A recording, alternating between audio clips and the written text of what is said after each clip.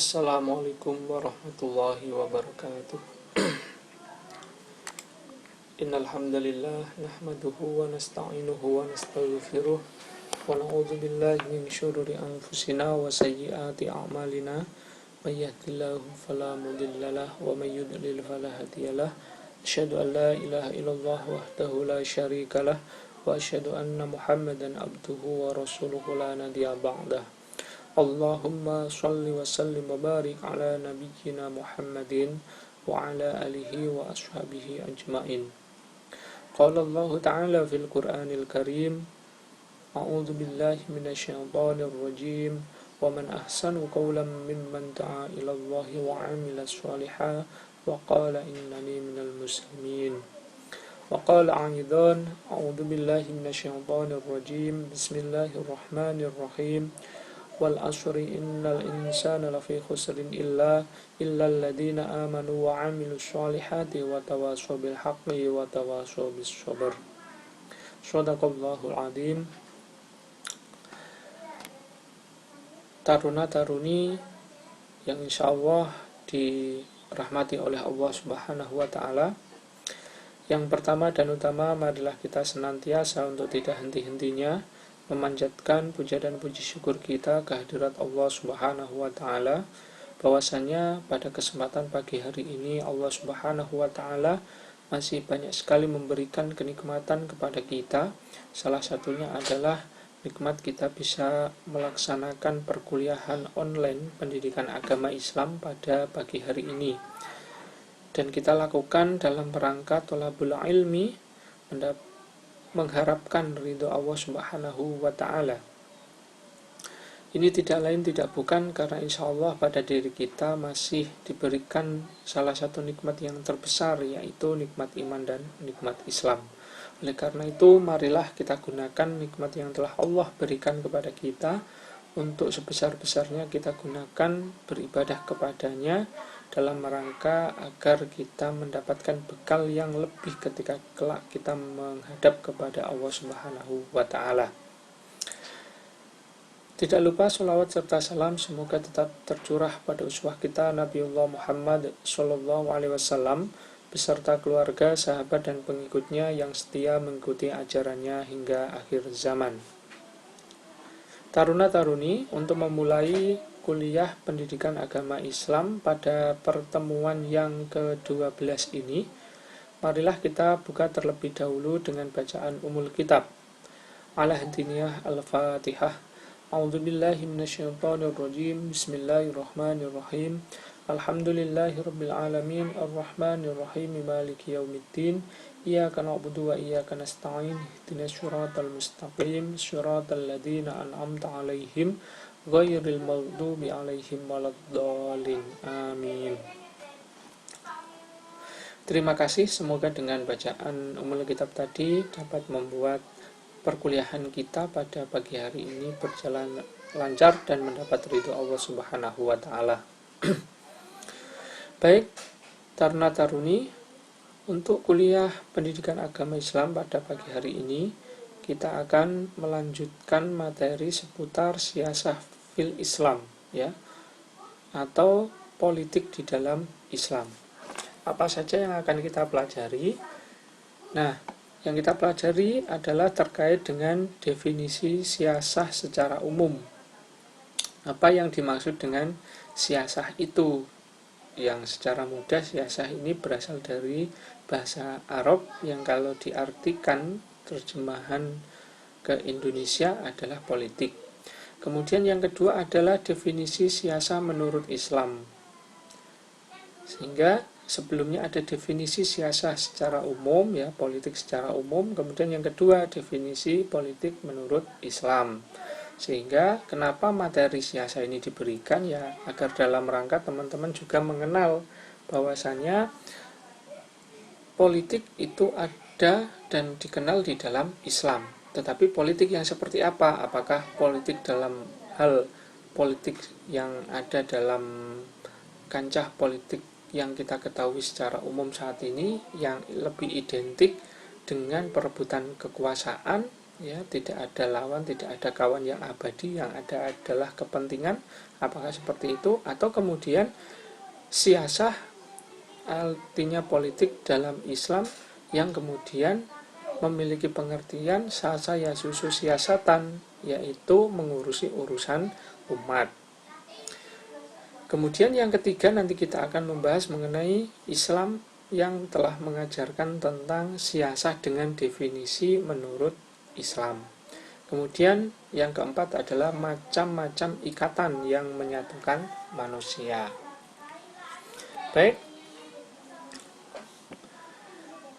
sebagai pembuka bahwa Islam telah mewajibkan kepada umatnya, hamba Allah Subhanahu wa taala, umat Nabi Muhammad Shallallahu alaihi wasallam, untuk apa? Untuk memperhatikan urusan kaum muslimin. Artinya kita tidak boleh abai, cuek terhadap urusan kaum muslimin. Kenapa? Karena kaum muslimin sesungguhnya dengan kita sesama muslim adalah bersaudara. Nah, maka hadis riwayat Al-Hakim dan Khotib menyampaikan sabda Rasulullah SAW tentang siapa saja yang bangun pada pagi hari sementara perhatiannya tertuju kepada yang selain Allah. Kemudian siapa saja yang bangun pada pagi hari dan tidak memperhatikan urusan kaum muslim di sini, maka ia tidak termasuk golongan mereka. Artinya tidak termasuk golongan dari kaum muslim itu. Ya, yang pertama, bangun pada pagi hari tapi perhatiannya bukan kepada Allah tapi kepada yang lain, mungkin langsung urusan duniawi, ya, kerjanya seperti apa, kemudian dia lupa dengan Allah, bahwa Allah telah membangunkan dirinya, kemudian memberikan kekuatan kepadanya untuk melakukan aktivitas. Kemudian yang kedua adalah dia bangun di pagi hari, kemudian urusannya hanya memperhatikan urusan dirinya sendiri, gitu. Bukan urusan kaum muslimin. Saat ini kaum muslimin seperti apa, nasibnya seperti apa, saudara-saudara muslim kita seperti apa. Nah, kalau kemudian kita tidak mau memperhatikan, maka kita disebut di dalam hadis ini bukan termasuk golongan dari kaum muslimin. Ya, golongan mereka maksudnya menuju kepada kaum muslim itu. Maka alangkah kita menjadi orang-orang yang dikategorikan sebagai orang yang keluar dari golongan kaum muslimin. Naudzubillah min dzalik. Oleh karena itu, mau tidak mau, ya tentu di pagi hari kita perlu kemudian ketika bangun senantiasa mengingat Allah, bersyukur kepada Allah telah membangunkan kita dari kematian dan memberikan kekuatan kepada kita untuk beraktivitas. Itu tidak lain tidak bukan karena nikmat yang telah Allah berikan.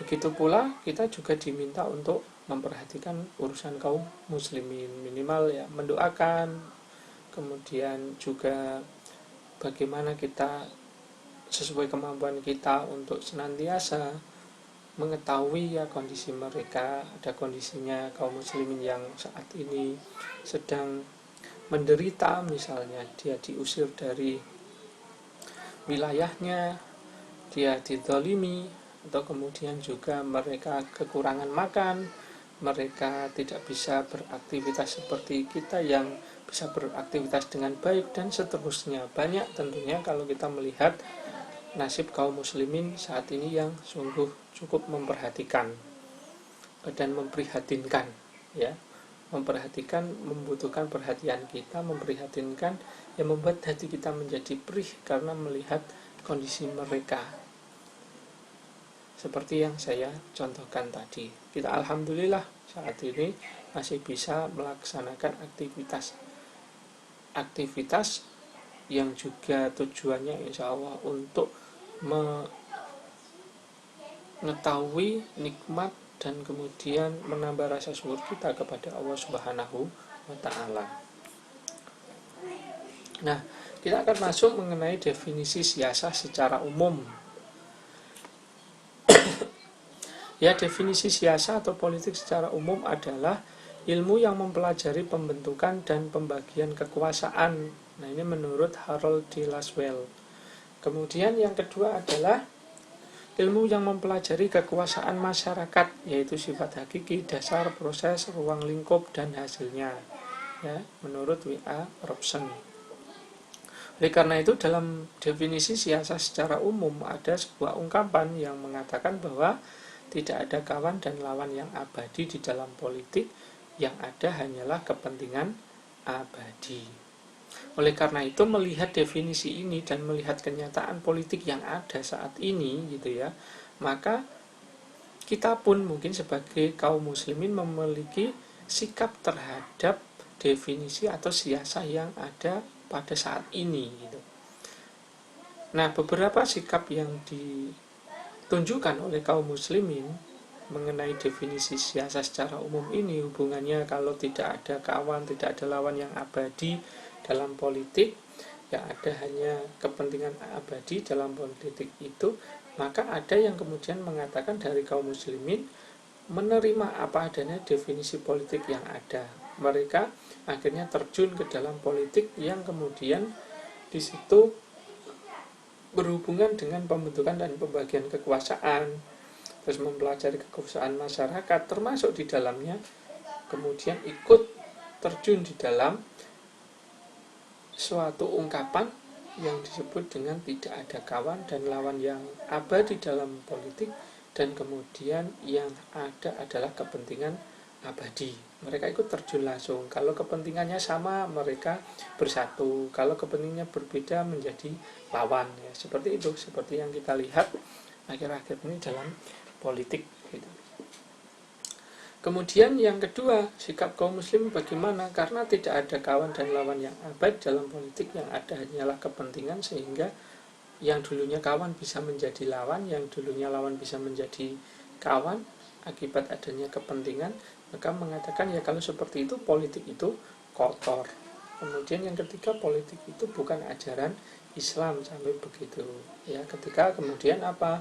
Melihat definisi politik seperti yang ada di dalam definisi secara umum yang dipelajari oleh orang-orang barat, yaitu tentang pembentukan dan pembagian kekuasaan, kemudian kekuasaan yang ada di masyarakat, termasuk ungkapan tiada kawan dan lawan yang abadi, yang ada hanyalah kepentingan abadi. Nah, kalau seperti ini sikap kita gimana? Gitu.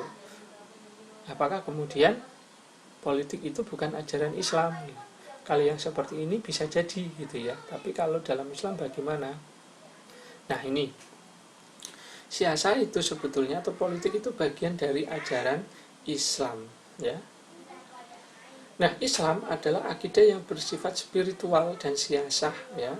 Al-aqidatur ruhiyah wa siyasah, ya.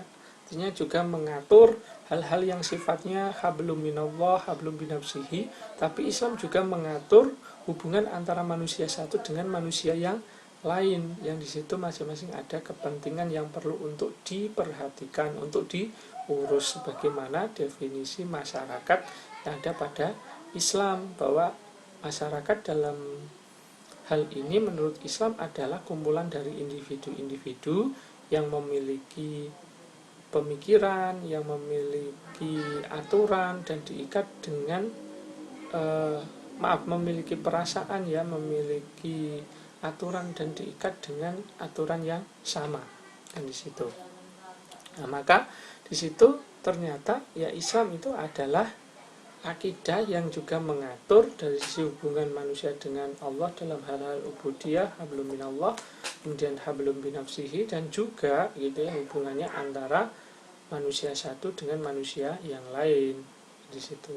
Dengan kata lain, Islam mengatur hubungan dengan akhirat dan juga urusan kehidupan dunia yang saling terkait. Karena apa? Urusan dunia kita ada di dunia ini memiliki efek nanti ketika kita akan berada di akhirat. Apa yang kita lakukan di dunia itu sebagai satu cerminan nanti, atau kemudian satu penilaian ketika kita menghadap Allah, menuju satu amal yang apakah amal tersebut selama di dunia dinilai sebagai amal yang soleh atau amal yang tolih, ya, amal yang tidak soleh. Nah, urusan akhirat, ya, hubungannya dengan sholat, haji, puasa, zakat, dan lain-lain. Ya, misalnya kalau di dunia artinya apa, ini maksudnya akhirat, hablum minallah.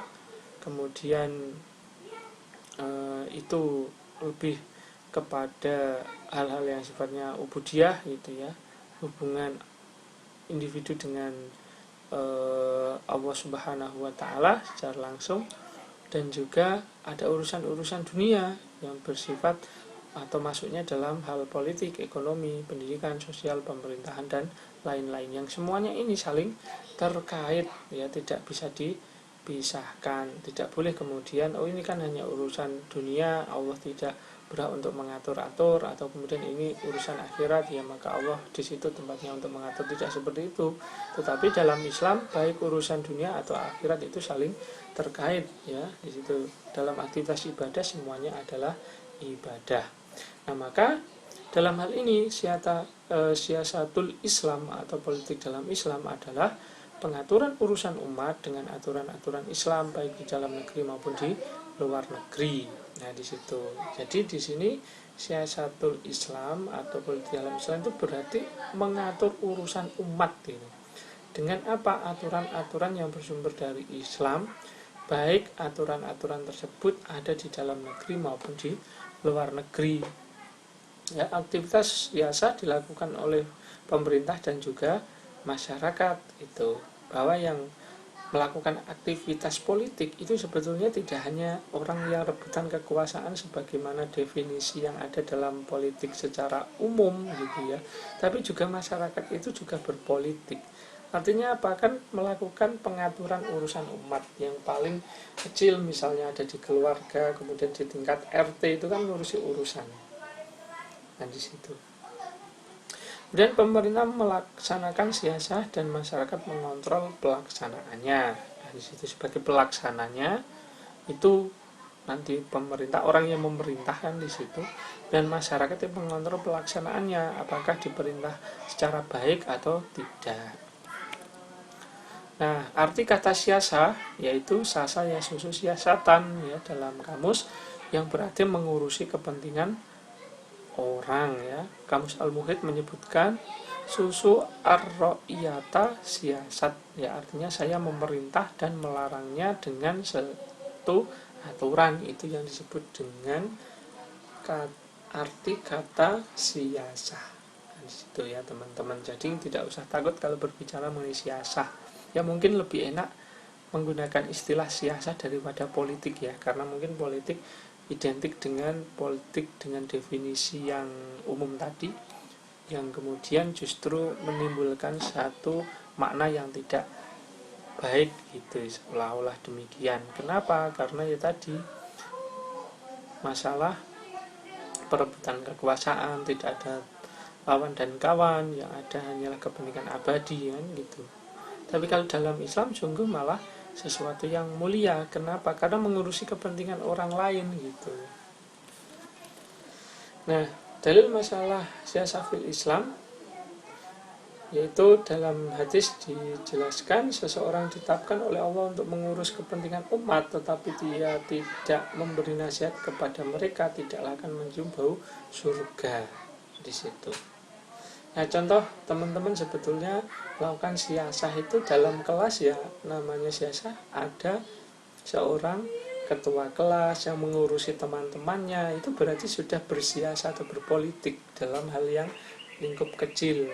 Kalau di kampus misalnya ada senat gitu ya, ada kemudian UKT, nah itu kan sebetulnya melakukan siasah dalam lingkup yang sangat kecil dalam definisi ini, mengurusi urusan orang lain ya. Teman-teman misalnya mau kuliah diberitahu oleh dantonnya nanti ada iuran ini iuran itu dalam kelas untuk kepentingan ini kepentingan itu ya, dan akhirnya dibentuk suatu kepengurusan yang kemudian memiliki tugas masing-masing membantu teman-teman untuk melaksanakan aktivitas di dalam kelas. Nah, itu contoh sudah masuk dalam definisi siasah. Jika seseorang melihat sesuatu yang tidak disukai dari pemimpinnya, maka bersabarlah. Ini perintah. Siapa saja memisahkan dari penguasa dirinya, walaupun sejengkal saja lalu mati, maka matinya dalam keadaan jahiliyah. Di situ ini dalam hadis riwayat Bukhari dan Muslim. Kemudian kita akan berbicara, setelah berbicara mengenai definisi siasa secara umum, definisi siasa secara atau berdasarkan Islam, ya, definisi Islam, maka sungguh akan bertolak belakang. Dalam Islam sungguh siasa itu sesuatu yang mulia. Kenapa? Karena mengurusi urusan orang lain gitu ya, membantu seorang lain gitu kan, luar biasa. Bukan rebut-rebutan kekuasaan, bukan kemudian siasa bermakna tidak ada kawan dan lawan yang abadi, yang ada hanya kepentingan. Bukan seperti itu kalau dalam Islam. Baik, kita lanjutkan dengan ikatan yang mempersatukan manusia. Rasulullah SAW pernah bersabda, "Laisa minna man ta'a ila asobiyatin, wa laisa minna man qatala ala asobiyatin, wa laisa minna man mata ala asobiyatin." Laisa minna, tidaklah dari bagianku, ya umat Muhammad, manda'a, orang yang menyerukan ila asobiyatin, kepada asobiyah. Walaisa minna mangkotala ala asobiyatin, dan tidak pula bagian dariku, ya umat Nabi Muhammad, mangkotala, barang siapa yang berperang, ya atas dasar asobiyah. Walaysa minna man mata ala asobiyatin, dan bukanlah dari golonganku umat Muhammad man mata, barang siapa yang mati ala asobiyatin, atas dasar asobiyah. Itu. Nah, 4 macam ikatan yang menyatukan manusia. Itu ada namanya ikatan kepentingan, ikatan nasionalisme, ikatan spiritual, ikatan mabda'i. Nah, ikatan kepentingan, ya, cirinya timbul karena ada kesamaan kepentingan. Jadi orang akan terikat menjadi satu atau berkawan, ya, seperti tadi, karena memiliki kepentingan, gitu. Memiliki kepentingan yang sama dalam hal ini. Nah, ciri berikutnya bersifat temporal, ya, tidak tetap dan kemudian bisa berubah-ubah. Selama kemudian kepentingan tadi masih ada, orang itu bisa terikat, ya, bisa menjadi teman gitu. Tapi kalau kemudian kepentingannya sudah tercapai atau kemudian kepentingannya sudah tidak ada gitu ya, maka bubarlah ikatan tersebut, selesailah gitu. Ikatan tersebut. Jadi cari kepentingan-kepentingan lain untuk mengikat mereka lagi gitu, sehingga sifatnya sangat temporal. Gitu. Makanya bisa jadi, ya, dalam hal ini tidak ada kawan dan teman yang abadi akhirnya.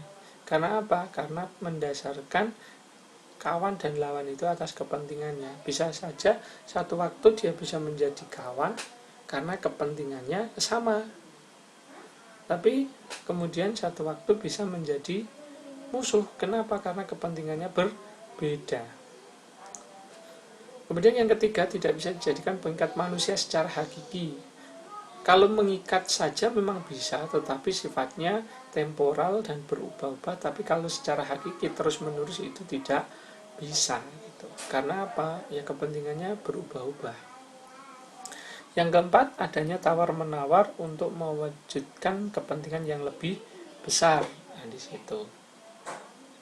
Ya, misalnya ada kepentingan mau mengagulkan calon gubernur, calon bupati, atau mungkin calon presiden gitu ya. Dan tawar-menawar, nanti saya akan dukung, kita akan promosikan, kita akan kampanyekan kepada masyarakat untuk memilih Anda. Tetapi nanti kalau Anda jadi, aku mau ini, mau itu gitu ya. Itu berarti tawar-menawar, mau tidak. Nah, di situ. Kemudian yang kelima, jika kepentingan sudah tercapai, maka orang tersebut membubarkan diri. Nah, udah, kalau sudah jadi atau kemudian sudah terpenuhi kepentingannya, mereka bubarkan diri sendiri gitu, karena rasa kepentingannya sudah tercapai. Maka di sini dikatakan bersifat temporal dan tidak bisa mengikat manusia secara hakiki. Nah, contohnya gitu ya, kepentingannya para pemain sepak bola gitu ya untuk menangkan klubnya. Setelah menang ya udah selesai kan, nanti bisa pindah klub dan seterusnya. Yang dulunya jadi teman satu tim ya kemudian berubah menjadi lawan dalam tim yang berbeda, itu contohnya. Yang kedua, ikatan nasionalisme. Apa sih maksudnya nasionalisme di sini? Cirinya adalah bersifat emosional yang lahir dari naluri untuk mempertahankan diri di situ, ya. Karena manusia merasa bahwa saya itu menghuni suatu wilayah tertentu yang perlu dipertahankan itu. Tidak tumbuh atas kesadaran secara permanen, ya. Tapi sikap nasionalisme ini itu bisa mempersatukan ketika gitu ya tempat di mana dia tinggal gitu ya itu terganggu. Kemudian dia berusaha untuk mempertahankan di mana tempat dia tinggali itu agar tidak direbut oleh orang lain gitu. Sehingga tumbuh itu sifatnya. Dan sifat seperti ini bisa hilang kalau kemudian kondisi dari wilayah yang dia tempati, dia tinggal itu tidak ada gangguan apapun. Tapi akan muncul gitu ya ikatan ini ketika kemudian ada gangguan.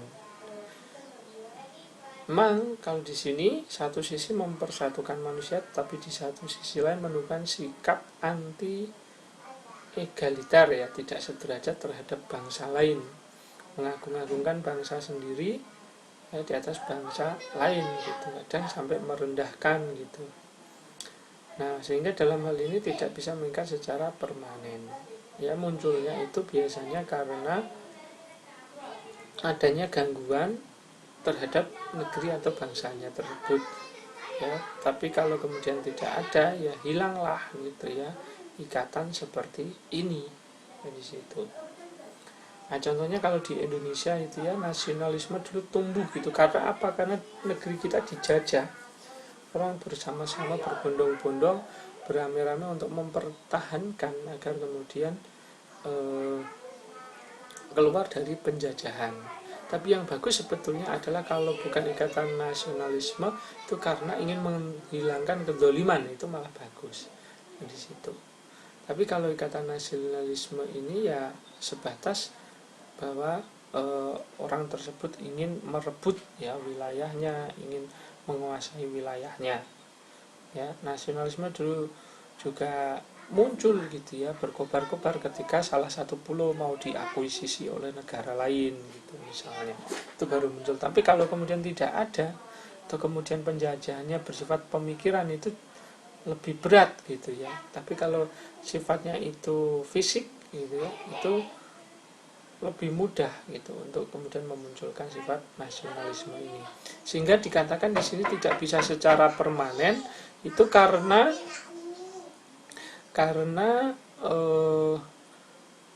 ikatannya itu muncul pada saat-saat tertentu saja ya, tidak secara terus menerus. Kemudian yang ketiga adalah ikatan spiritual ya. Ikatan spiritual adalah ikatan berdasarkan kepercayaan agama yang tidak menyeluruh, berkaitan dengan ritual ibadah saja misalnya, tidak memiliki peraturan kecuali hanya ibadah saja ya.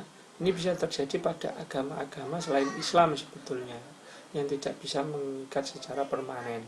Mereka diikat ketika beribadah di tempat ibadah masing-masing ya. Kalau yang Kristen ya di gereja, kalau yang Buddha mungkin di wihara ya, Hindu mungkin di pura misalnya ya, di situ.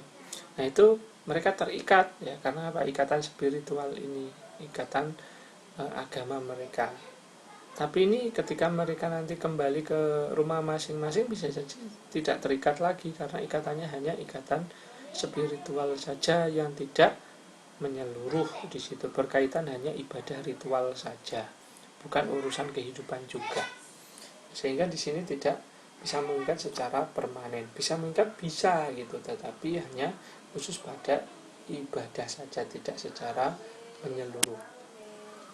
Kemudian yang terakhir adalah ikatan mabda'i gitu ya. Ikatan mabda'i cirinya seperti yang kita bahas sebelumnya, mabda itu adalah akidah akliyah yang batikun domun ya di situ ya. Akidah akliyah yang tegak atasnya aturan-aturan. Inilah yang kemudian melahirkan aturan yang mampu mengatur hidup manusia.